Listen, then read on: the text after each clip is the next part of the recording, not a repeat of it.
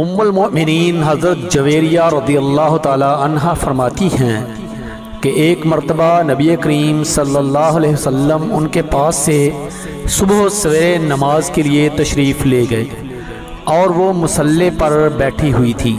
پھر سورج کے نکلنے اور روشن ہو جانے کے بعد تشریف لائے تو دیکھا کہ میں ابھی تک مصلی پر بیٹھی ہوئی ہوں۔ آپ صلی اللہ علیہ وسلم نے فرمایا تم ابھی تک اسی طرح بیٹھی ہوئی ہو؟ میں نے کہا جی ہاں۔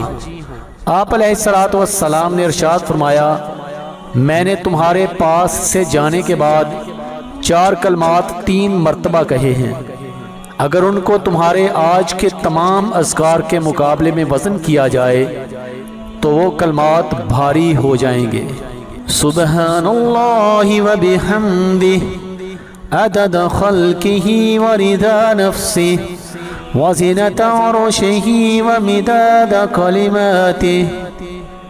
پاک ہے اللہ کی ذات اور اسی کے لیے ساری تعریف ہے، اس کی مخلوق کی تعداد کے برابر، اس کی ذات کی خوشنودی کے برابر، اس کے عرش کے وزن کے برابر اور اس کے کلمات کی سیاہی کے برابر۔